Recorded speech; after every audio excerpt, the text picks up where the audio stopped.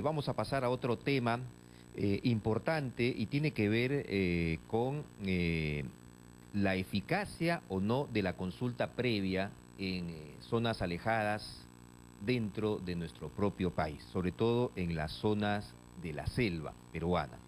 Hasta hace poco, la consulta previa le permitía justamente a estas zonas de comunidades indígenas, comunidades nativas, el poder tomar decisiones sobre sus propiedades, sobre la tierra en la que ellos viven cuando alguna institución del Estado privada pretendía intervenir bajo no la excusa, sino la justificación de la explotación de recursos naturales. Sin embargo, este año el Tribunal Constitucional falló en contra de la consulta previa como un derecho que se considera inherente a los pueblos indígenas al emitir una sentencia que declara improcedente la demanda de dos comunidades campesinas que precisamente estaban alegando la vulneración de su derecho a la consulta previa. Sobre este tema vamos a conversar con Melania Canales Poma. Ella es presidenta de la Organización Nacional de Mujeres Indígenas y Amazónicas del Perú,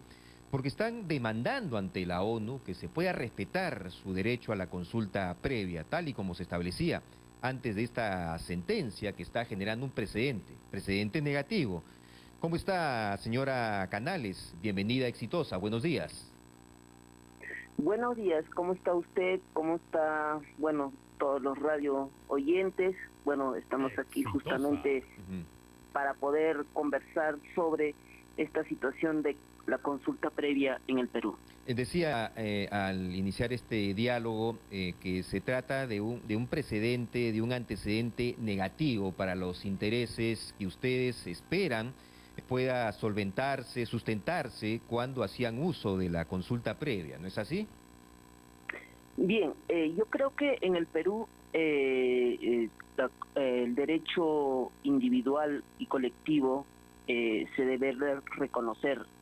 El Perú ha firmado y ha ratificado convenios internacionales como el Convenio 169, la Declaración de las Naciones Unidas sobre el Derecho de Pueblos Indígenas y muchas otras normativas que tiene rango constitucional, o sea, como tiene el mismo peso que la Constitución política, pero parece que los jueces de nuestro país eso como que desconocen, ¿no? Entonces están, como se dice,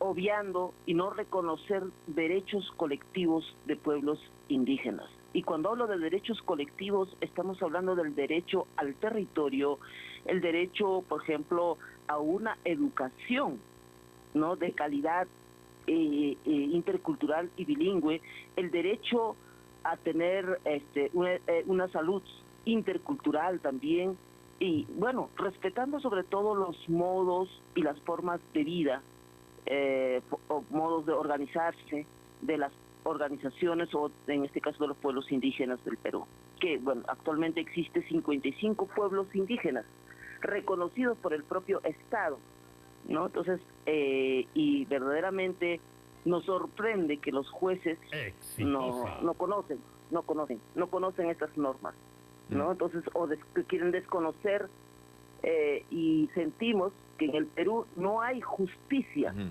no hay justicia, no ni para los pueblos indígenas o también ni para las mujeres, en realidad.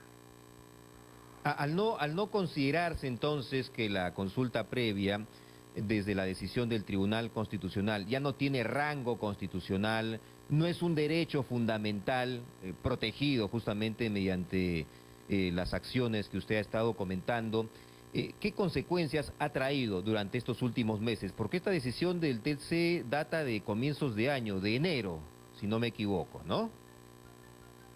Sí, pero estamos exigiendo, porque de todas maneras el convenio tiene rango constitucional en el Perú. Claro. Una cosa es que no quiera reconocer los jueces, esa es otra cosa. Entonces, estamos exigiendo a nivel internacional que en el Perú, pues, realmente se reconozca y se haga justicia conforme las normativas que existen. Sabemos que existe una ley de consulta en el Perú, pero esa ley de consulta no se adecúa de acuerdo a los instrumentos internacionales, ¿no? Al contrario, solamente habla de procesos de consulta, pero no del derecho al consentimiento. O sea, se queda en generalidades. Lo que falta es profundizar en su aplicación, en su implementación con la normatividad nacional. Sí, falta aplicar realmente pues el derecho, ¿no? Un justo, creo que es una por justicia, pero sin embargo yo creo que hay total desconocimiento o no quieren aplicar los jueces, ¿no? O sea, a la falta de aplicación práctica o de efectividad práctica de la consulta previa, esta situación se complica más con esta decisión que tomó el Tribunal Constitucional. Ustedes están haciendo el requerimiento a la ONU. ¿Qué avance han tenido en ese sentido? Coméntenos. Bueno, recién hemos presentado y creo que también Michelle Bachelet, ¿no?, la alta comisionada, ha hablado de la situación del Perú, que tenemos aquí pues violación de derechos colectivos en realidad, ¿no? Hay muchas recomendaciones de el Foro Permanente, ¿no?, de Derecho de Pueblos Indígenas, de las Naciones Unidas también, y como que el Estado peruano hace oídos sordos. Asimismo hablamos no solamente de, en este caso, de los jueces, estamos hablando inclusive del propio Congreso de la República del Perú, que no hace consultas de las leyes, más bien impone las leyes como ellos quieren, ¿no? Entonces, a pesar de que han creado una ley de consulta ya desde 2011, pero sin embargo ellos no aplican, solamente en algunas oportunidades lo han estado consultando el Ejecutivo, pero no el Legislativo hasta el momento. Y también estamos exigiendo pues que el Legislativo haga la consulta a las normativas, ¿no?, que se hacen si afecta a nuestras vidas como pueblos y mujeres indígenas. Claro, porque es el propio tribunal en su momento que había precisado en su jurisprudencia que los tratados internacionales sobre derechos humanos, de los que el Estado peruano es parte integrante del ordenamiento jurídico, también formaban parte de considerándolos en un rango de carácter constitucional. Y sin embargo, con esta sentencia, con esta decisión, pues dice todo lo contrario, o se contradice, para ser más precisos, ¿no? Efectivamente. Claro, se contradice. Y usted señala bien de que al tratarse de la Organización Internacional del Trabajo, estamos hablando del convenio 169, es una norma de rango internacional, constitucional, y que debería de formar parte, al menos en teoría, también de nuestra propia jurisprudencia, y estaría por encima, incluso, ¿no?, de decisiones como las del Tribunal Constitucional, ¿o me equivoco? Por supuesto tiene rango constitucional, tiene el mismo peso que la Constitución Política del Estado, o sea, es una ley. Entonces, pero sin embargo, estos jueces creo que ni siquiera estudian, dicho sea de paso, no conocen normativas internacionales, o al propósito pues no quieren conocer porque no quieren hacer efectivo, ¿no?, los derechos de los pueblos indígenas, y es por eso que sacan estas normativas que contradicen o hay retroceso de derechos. Había avances, pero ahora hay retrocesos con todo esto. Entonces, esto genera conflictos, esto genera más problemas, esto genera violación de derechos humanos, de derechos humanos colectivos, ¿no? Y eso es lo que nosotros venimos exigiendo ante las Naciones Unidas, que miren al Estado peruano cómo viene violando estos derechos. No solo el Ejecutivo, no solo el Legislativo, sino también el Poder Judicial, que son los tres poderes que en este país gobiernan, ¿no?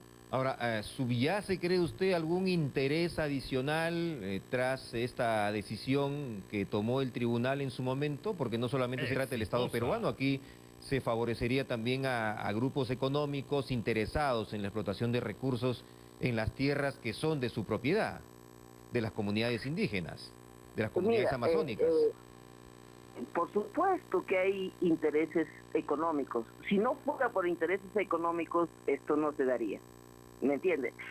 Hay algunos derechos que no crean, que le digo, o generan problemas económicos. Eso tranquilamente puede pasar, pero como aquí la lucha históricamente se ha dado la lucha por el territorio colectivo, ¿no? Entonces, y todavía, según el censo del 2012, ya en el Perú el 49% de todo el territorio peruano han estado en manos de comunidades campesinas y nativas.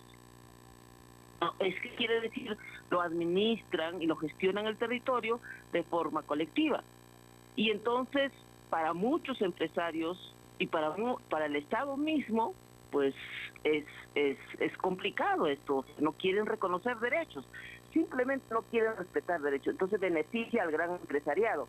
Y eso es lo que pasa con el poder, en este caso con los jueces, porque también vemos pues jueces, lamentablemente, como se dice, que vienen de la puerta giratoria, o son de la puerta giratoria. Un tiempo trabajan en el Estado, otro tiempo son abogados de las grandes empresas, ¿no? Y la corrupción, pues, se ve todos los días. La corrupción ha minado totalmente, como se dice, la justicia en nuestro país.